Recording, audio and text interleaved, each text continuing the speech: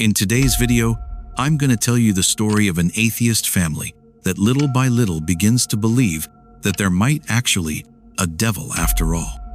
So, sit down and get comfortable because in this video, I'm going to share the story of Welcome to Random Recaps. In this video, I'm going to recap the movie. The movie begins on a farm in Texas where a married couple lives. The lady of the house is a seamstress who has recently been experiencing strange paranormal events.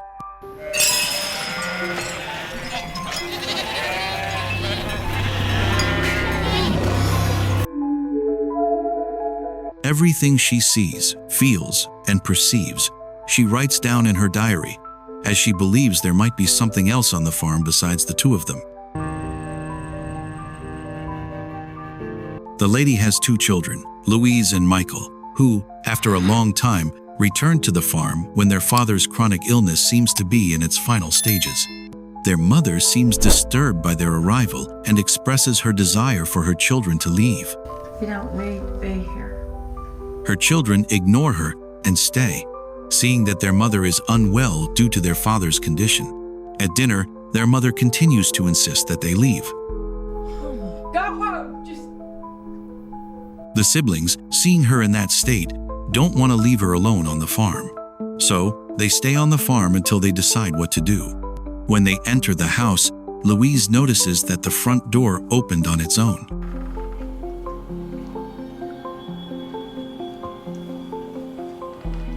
When she closes it, her mother appears and tells her it was just the wind, though her mother believes it could be something more. Michael watches his mother chopping vegetables and asks her to go to bed instead. His mother again tells them to leave, hinting that something more is happening, though Michael doesn't pay much attention to her. Later that same night, the mother continues chopping vegetables, but upon hearing something, she starts to get scared and chops the carrot faster and harder until she cuts her fingers. And the worst part is that she kept going and going. The next day, Louise and Michael search for their mother all over the farm until they find her hanged in the barn. Oh, no.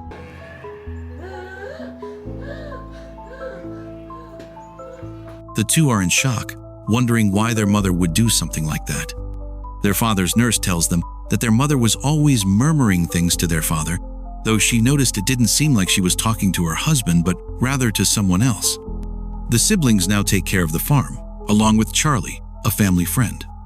Louise wonders who her mother could have been talking to, though Michael simply believes their mother was mentally ill and that's why she cut her fingers.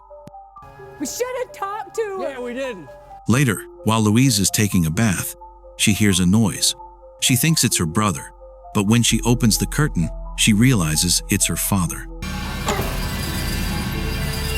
Michael, hearing her scream, goes to the bathroom but finds no one there except his frightened sister. The two realize their father is still lying in bed, though Louise insists she did see him standing in front of her. In the room, Michael finds their mother's diary. He shows his sister what the last page says. I know he's there in the darkness.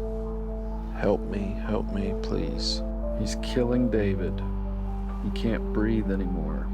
He wants David's soul.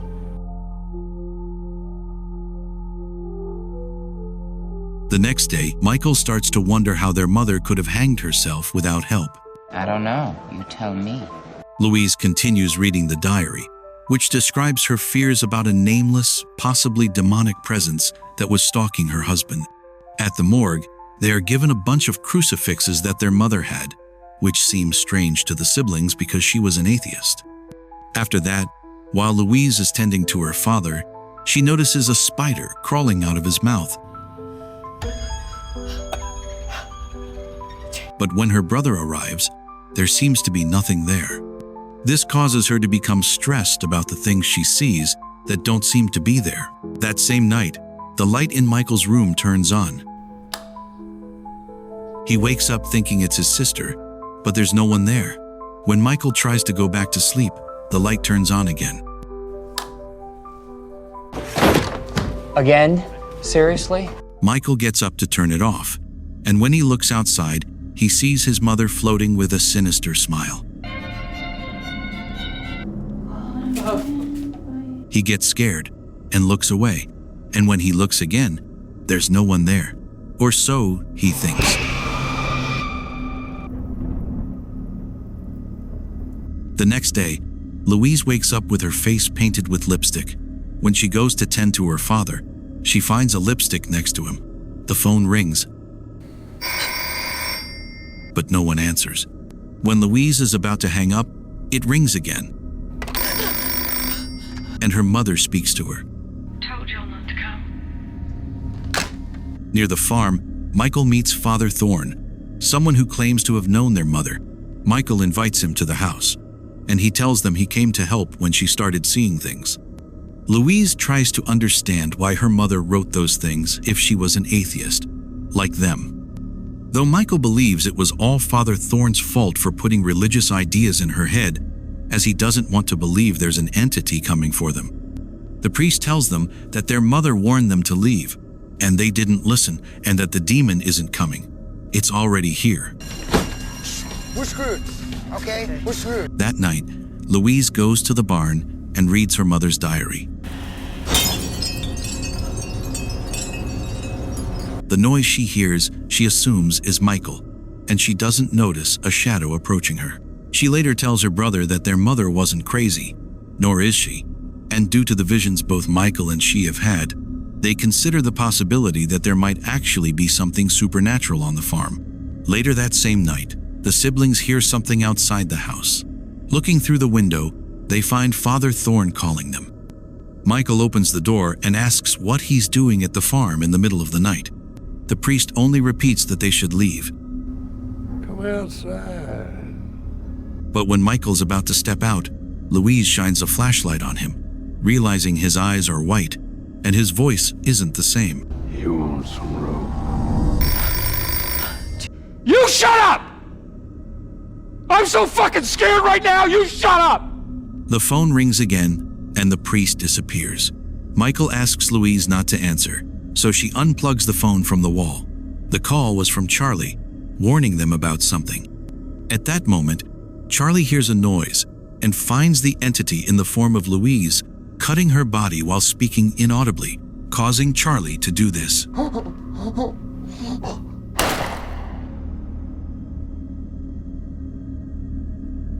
The next day, the siblings find no traces or footprints of the priest. They want to ask Charlie, but obviously, he doesn't answer. Louise asks her brother if he saw the priest's eyes, but Michael plays dumb, refusing to believe he saw something supernatural. Though for their father's safety, the siblings want to call a doctor to take him to a hospital. Louise decides to call Father Thorne to ask why he was at the farm in the middle of the night, but the priest assures her he lives in Chicago and has never been to Texas. The priest thinks it's a prank call because he had a daughter named Louise who committed suicide. Louise, hearing this, gets scared and hangs up. I'm sorry, I didn't. The doctor examines the siblings' father, and though they want to take him to the hospital, the doctor determines that his health is critical and he's on the verge of death. He tells them they can't move him to a hospital, as transporting him could cause his death on the way. The siblings insist on taking him, but the doctor refuses. Michael confesses to the nurse the fear they feel that something might truly come for their father. Since the nurse is a believer, she tells them that if they've noticed something coming for him, the love they feel for their father can save his soul, so they shouldn't leave him alone. Meanwhile, a herd of goats on the farm is brutally killed.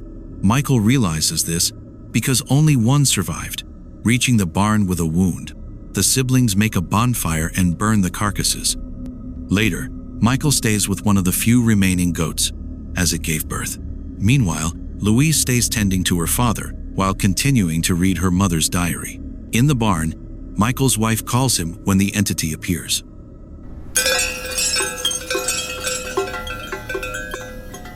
Michael wants to confront it, so it appears to him in the form of his naked mother.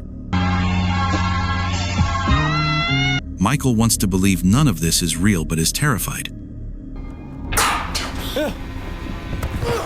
The demon approaches him and invites him to come with it, but Michael manages to resist and runs to the house, traumatized.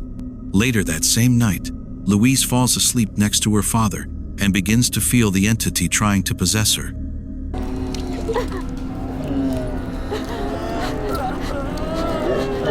She turns and sees her father floating, though it was all a nightmare. Upon waking, Louise realizes the demon tried to take her father. Charlie's granddaughter arrives at the house. She's there to tell them that Charlie has died. Charlie died? Louise is in shock and invites her in until she realizes she's not Charlie's granddaughter but the entity, who smiles maliciously while telling her that her father has little time left. Louise begs it to stay away from him. But taking advantage of her fear, the demon torments her. Little girl. Seeing that Michael isn't on the farm, she calls him to say they need to get their father out of the farm as soon as possible, but he doesn't answer.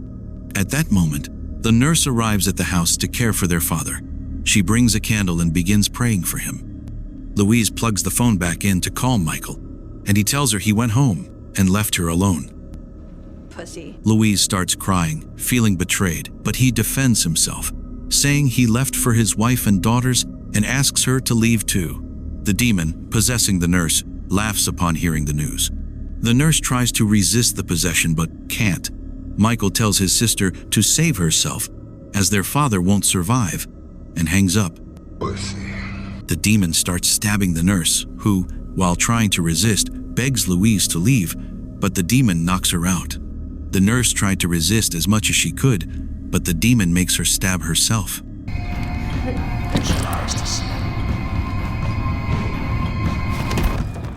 Michael, upon arriving home, finds his wife and daughters dead.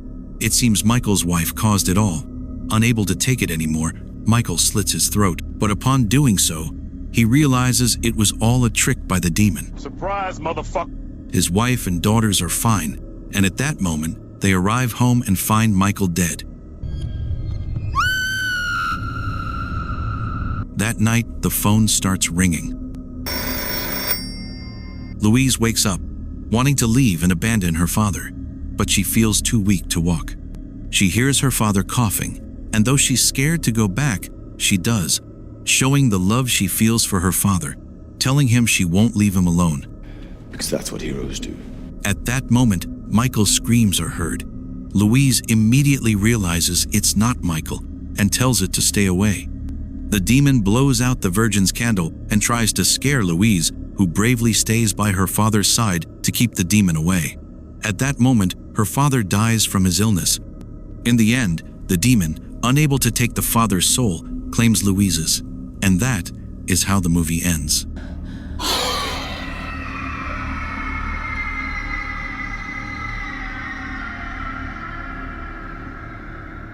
Thanks for watching. Don't forget to like and subscribe for more horror stories. See you next time.